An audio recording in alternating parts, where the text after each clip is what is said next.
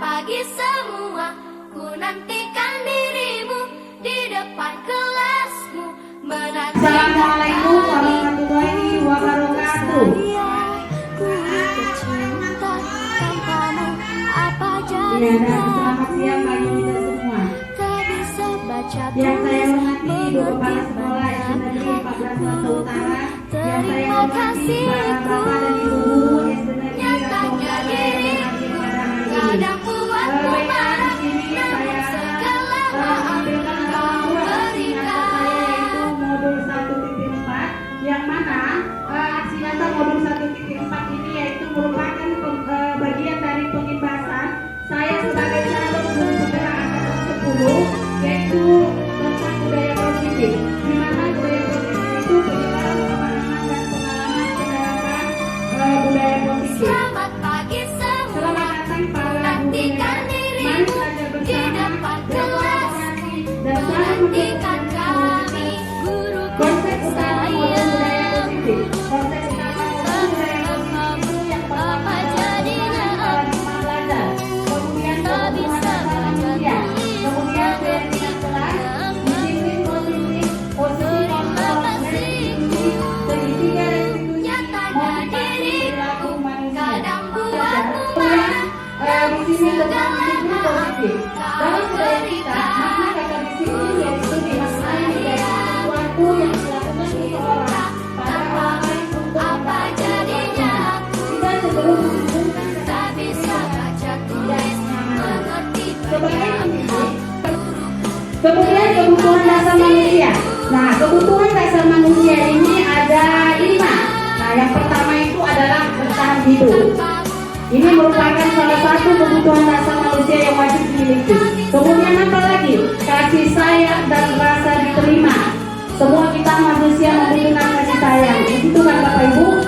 Kemudian ada lagi yang namanya penguasaan. Kemudian ada lagi yang namanya kebebasan. Bebas, tidak terikat. Ya, kemudian ada lagi yang namanya kesenangan. Kalau kita sudah senang dalam kehidupan sehari-hari, maka kita akan bahagia. Kemudian ada lagi yang namanya konsep disiplin dengan identitas gagal. Nah, ini harus kita pahami di mana yang dinamakan kita sebagai dengan identitas gagal. Dia di sini ada 2. Yang pertama yaitu berupa hukuman. Yang kedua berupa penghargaan. Nah, baiklah, di sini bagaimana yang dinamakan dengan hukuman itu? Yang pertama adalah menyakitkan. Ternyata ya Bapak Ibu, hukuman yang kita berikan kepada anak-anak itu sungguh menyakitkan bagi mereka. Kemudian apa lagi? Rasa tidak nyaman. Kalau kita sudah menghukum anak, otomatis mereka sudah tidak nyaman. Bagaimana anak kalau sudah tidak nyaman dalam proses belajar mengajar? Tentu mereka tidak dapat menerima apa yang kita sampaikan, ya kan? Kemudian apa lagi? Murid takut. Kemudian memaksa. Kemudian murid menyembunyikan kesalahan dan murid menjadi rendah diri. Nah, itulah kalau anak-anak kita hukum, kita berikan hukuman. Kemudian ada lagi yang namanya penghargaan. Nah, di sini kita mungkin sering memberikan penghargaan kepada anak ketika anak itu mendapatkan apa yang misalnya kita berikan soal atau kita berikan berupa seperti perlombaan. Kalau anak yang mendapat, maka kita berikan penghargaan. Bagaimana penghargaan? Kita lihat di sini bahwasanya penghargaan itu adalah tidak efektif. Tidak efektif.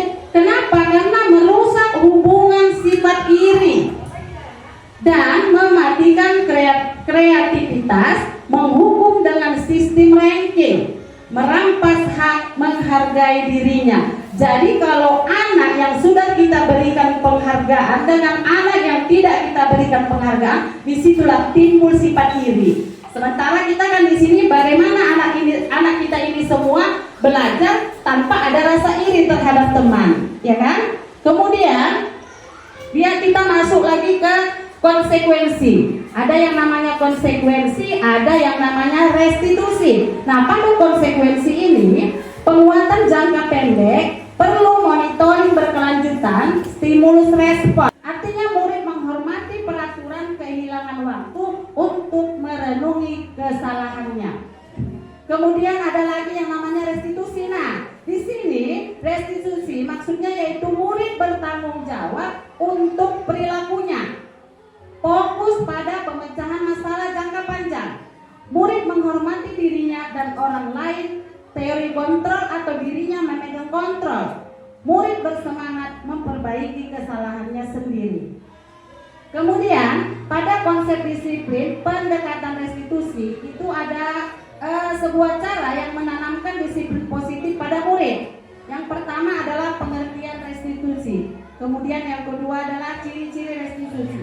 Apa itu pengertian restitusi? Restitusi adalah proses menciptakan kondisi bagi murid untuk memperbaiki kesalahan mereka sehingga mereka bisa kembali pada kelompok mereka dengan karakter yang lebih kuat. Ini menurut dosen pada tahun 2004. Kemudian ada lagi ciri-ciri restitusi, yaitu bukan menembus kesalahan namun belajar dari kesalahan. Kemudian lagi mencari kebutuhan dasar yang mendasari tindakan. Fokus pada karakter, bukan tindakan yang menguatkan, dan fokus pada solusi. Ya, nah Bapak Ibu, di sini ada segitiga restitusi. Nah, pada segitiga restitusi ini, yang pertama kita harus menstabilkan identitas. Nah, kemudian setelah kita menstabilkan identitas, kemudian ada lagi namanya validasi tindakan yang salah. Kita harus memvalidasi bagaimana tindakan anak itu, harus dia tahu apakah yang dia laksanakan itu benar atau salah, seperti itu. Kemudian ada lagi namanya menanyakan keyakinan. Kita harus menanyakan kepada anak apakah setelah kita melakukan validasi tindakan itu dia sudah merangkum ke keyakinan kelas yang telah kita sepakati di dalam kelas kita masing-masing.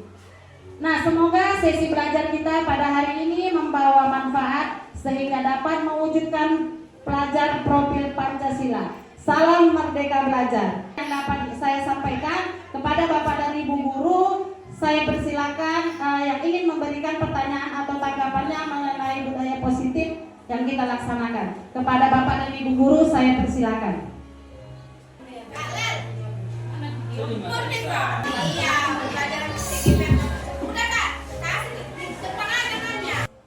Ya, terima kasih kepada Ibu Ernisa Hasibuan yang telah memberikan kesempatan kepada saya untuk bertanya. Di sini nama saya Asri Tanjung, guru kelas 5A. Di sini yang ingin saya tanyakan, mengapa kita harus menerapkan budaya positif di sekolah? Apa sih tujuan yang kita dapatkan dengan menerapkan budaya positif ini, Ibu? Sekian. Assalamualaikum warahmatullahi wabarakatuh.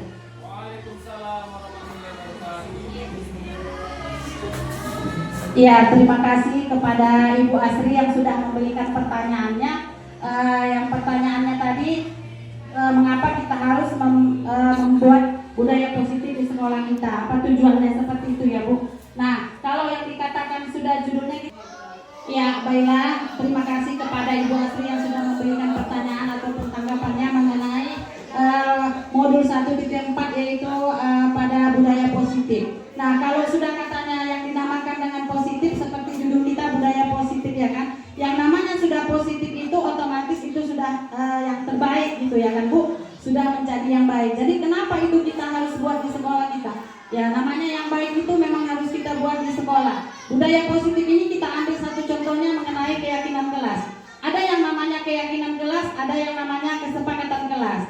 Nah, kalau kesepakatan kelas itu kita harus buat dulu beberapa, kita minta dari anak, kita harus buat kesepakatan kelas kita apa yang mau kita buat. Nah, untuk keyakinan kelasnya itu harus kita jalankan. Misalnya untuk keyakinan kelas dalam sekolah kita, kita buat di situ satu contoh datang, misalnya kita buat di situ disiplin waktu. Nah, seperti itu kan, otomatis karena disiplin waktu kita sudah buat menjadi salah satu keyakinan dalam kelas kita, ini harus sama-sama kita yakini dalam kelas. Anak-anak ini harus tahu bahwasanya keyakinan kelas kita itu adalah disiplin waktu. Berarti tidak ada lagi anak-anak yang terlambat ketika masuk ke dalam kelas, baik itu pada jam pembelajaran pertama ataupun setelah jam istirahat. istirahat. Nah begitu. Jadi intinya kalau tujuannya ditanya, tujuannya apa Pak kita buat budaya positif di sekolah kita? Tujuannya sangat berpengaruh bagi kita. Namanya yang kita laksanakan itu sudah yang baik, otomatis akan mendapatkan hasil yang baik. Nah seperti itu. Mungkin demikian penjelasan dari saya mengenai budaya positif yang ditanyakan oleh Ibu Asri tadi. Kemudian kepada Bapak Ibu guru ada lagi yang ingin bertanya? Nah, baiklah kalau sudah tidak ada lagi yang bertanya, untuk pengimbasan saya pada hari ini cukup sekian dan terima kasih. Semoga kita semua dalam keadaan sehat nanti sampainya di rumah. Salam guru hebat. Assalamualaikum warahmatullahi wabarakatuh.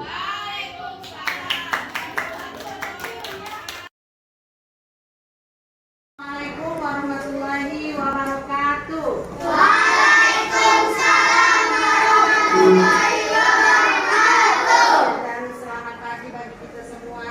Pagi, Bu. Ya, nah, sudah 1 minggu kita berada di kelas 5 yaitu pada semester 1 semenjak tahun ajaran baru, ya kan Nak? Nah, karena kita masuk di kelas baru, jadi kita di sini suasana baru, maka kita juga harus membuat satu kesepakatan baru. Itulah nanti yang harus kita terapkan di dalam kelas kita. Nah, di sini Ibu akan mengajak kalian untuk membuat satu kesepakatan untuk kelas kita ini. Nah, kesepakatan itu artinya dari masing-masing anak Ibu mau ambil dari kesepakatan kalian apa yang mau harus kita terapkan di dalam sekolah ini, di dalam kelas kita ini. Misalnya, Bu, saling menjaga, kita harus menjaga kebersihan. Nah, itu satu kesepakatan. Misalnya itu dari si Japira. Berarti artinya satu kesepakatan itu kita harus menjaga kebersihan kelas. Ya harus kita sepakati bahwasanya kelas ini tidak boleh jorok karena kita sudah sepakat harus menjaga kebersihan kelas. Iya kan? Jadi nanti di sini kalian masing-masing ini membuat satu kesepakatan untuk kelas kita ini. Udah, nanti dari satu masing-masing kesepakatan itu, nanti itu akan kalian kita kumpulkan menjadi satu dari masing-masing kalian. Sesudah nanti kita kumpulkan menjadi satu, itulah nanti yang harus kita buat menjadi keyakinan di dalam kelas kita ini. Artinya kita yakin bahwasanya itu sudah bisa kita laksanakan. Bisa? Bisa? Jadi nanti itu masing-masing apapun yang kalian buat itulah yang harus kita laksanakan selama 1 tahun atau selama 2 semester di dalam kelas ini. Bisa ya? Nah, di sini Ibu akan bagi post-it. Nanti masing-masing kalian menuliskan satu kesepakatan. Apa yang mau kalian tuliskan? Silakan. Nah, ini, ayo ambil pennya Nak. Nah, ya. Yuk, tuliskan. Ibu beri waktu 1 menit bisa lah ya? Ya. Ibu beri waktu 1 menit. Yuk, tuliskan. Apa yang ingin kesepakatan yang ingin kalian buat? Ya. Yuk, Ibu kasih waktu dari sekarang hanya 1 menit. Yang sudah siap